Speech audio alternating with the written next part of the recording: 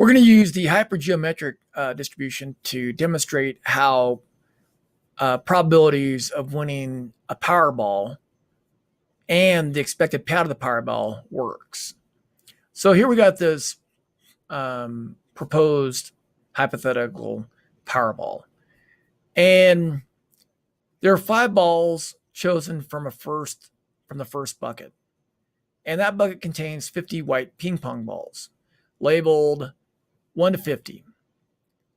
While the Powerball is chosen from a different bucket of 30 red ping pong balls, labeled 1 to 30.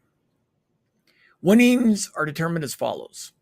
If the gambler correctly chooses 0 white numbers and the Powerball, so they only get one thing right, the Powerball, the gambler wins $2. If the gambler gets 1 white number and the Powerball, the gambler wins 20. If the gambler gets 2 white balls and the Powerball, the gambler wins $200. If the gambler gets 3 white balls and the Powerball, the gambler wins $2,000. If the gambler gets 4 white numbers correct and the Powerball, the gambler wins $20,000. If the gambler gets 5 white numbers correct and the Powerball, in other words, all numbers correct, the gambler wins $8,440,000.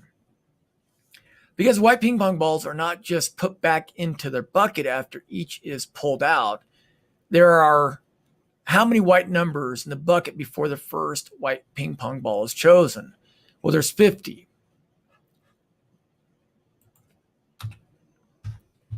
After the first ping pong ball is picked, there are 49 choices for the second ping pong ball. After that second ping pong ball is picked, 48 ping pong balls remain. So the third ping pong ball comes from 48 balls that remain in the bucket, and then 47 and 46.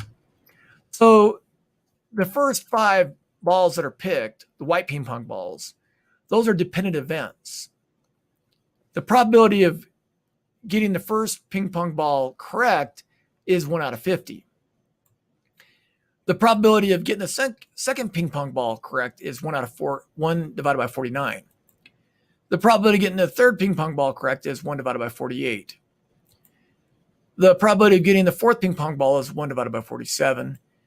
And the probability of getting the fifth ping pong ball correct is 1 divided by 46. For these reasons, the hypergeometric distribution is used to compute the probabilities of a gambler getting 0, 1, 2, 3, 4, or 5 white numbers correct. And Excel uses this command right here. This is Excel's command for hypergeometric. We're going to copy it over here. And again, I'm going to paste it right here. I'm going to write 0 white ping pong balls correct, 1 white ping pong ball correct, all the way out to 5. So this is X, number of correct ping pong balls picked, and this is the probability f of X. I'll go ahead and blow this up so you can see it. Okay, now over here, I have this value in red because it changes as X increases. So over here, I'm going to change this 0 to cell A2. I hit enter and I get the probability of getting 0 of the ping pong balls correct, 0 of the white ping pong balls correct. And if I drag it down, I get all the probabilities. And I'm going to change it to, I'm going to change the format to number and then add, 6 decimal places.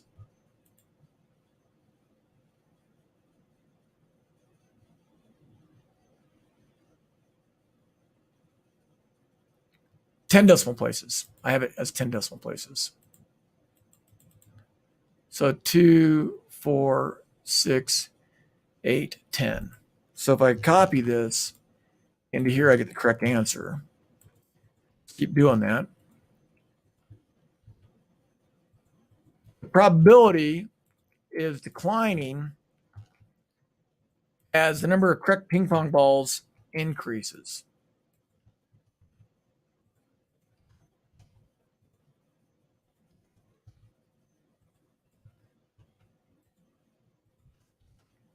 If I enter, I can check to see if I got all this stuff right. So far, so good, right? So we got these probabilities of these different events. The proposed lottery also requires the gambler to choose the Powerball. The probability of getting the Powerball correct is what? Well, how many balls are in the Powerball bucket? 30. So the probability of getting the Powerball, we'll just call it P Powerball,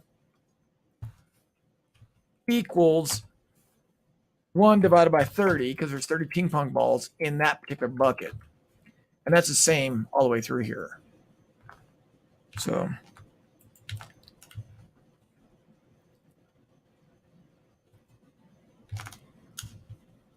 and we are using 10 decimal places. So let's make sure we got 10 decimal places here.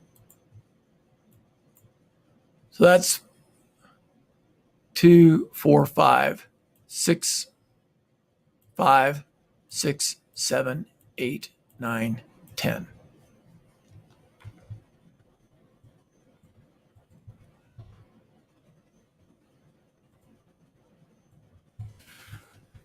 Okay.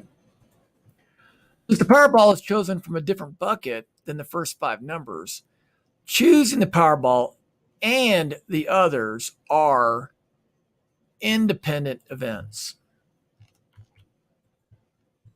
So choosing the Powerball and the other balls are independent. These up here are dependent events. But when you compare, suppose you got 4 of the balls correct from the white bucket, that and the Powerball, those two things are independent. For this reason, to compute the following probabilities, you would have to multiply. Okay. Multiply the probability of getting the Powerball number by each of the probabilities you computed above. So by. Okay. The probability of getting 0 white numbers and the Powerball is found by doing this. This times that. So this is the probability of getting 0 white balls right and the Powerball correct. We multiply the two. And we can actually drag this down. And I think 10 decimal places again. So we're going to add decimal places to this. Let's see. 2, 3, 4, 5, 6, 7, 8, 9, 10.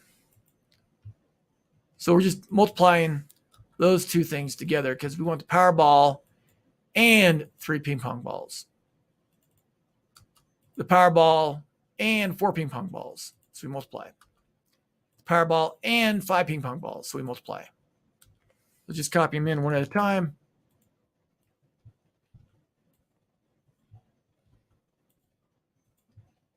A painstakingly long process. But I'd rather copy and paste, Control C, Control V for paste, than try to type the numbers in. And we'll go ahead and see if we got them all right.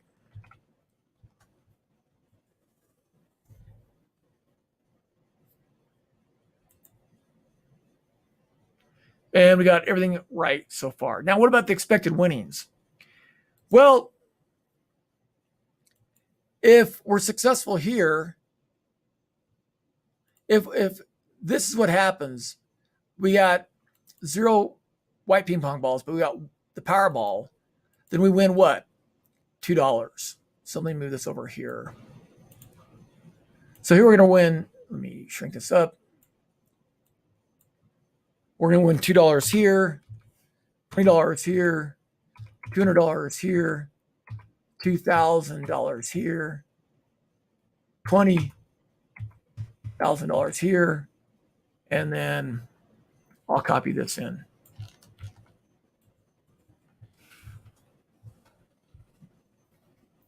But the Powerball, to play the Powerball, it costs us how much?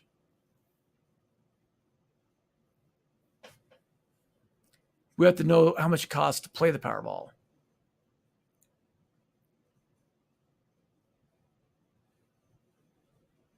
So we factor that in down here. So the expected winnings of the Powerball is what? We get 0 for any other outcome, right? 0 for any other outcome.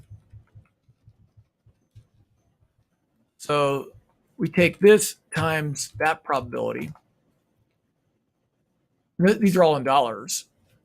We take this times that probability. We take this times that probability. We take this times that probability. We take this $20,000 times that probability. And we take this jackpot times that probability. And we sum it up and we get what? Sum it up and we get $1.23. So we should get $1.23 here. Let me go ahead and hit enter, see what happens, make sure we got it right. Yep, we got it right. Now, the proposed price of the lottery is $1.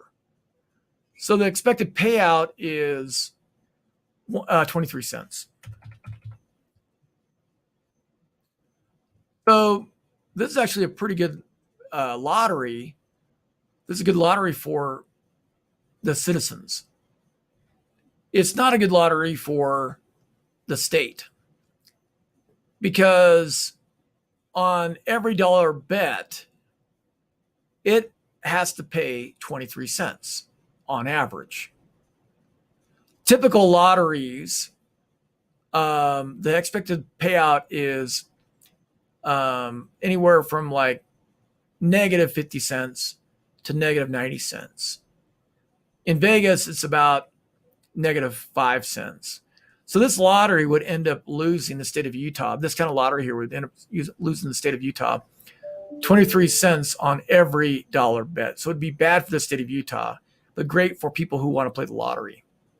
Thank you.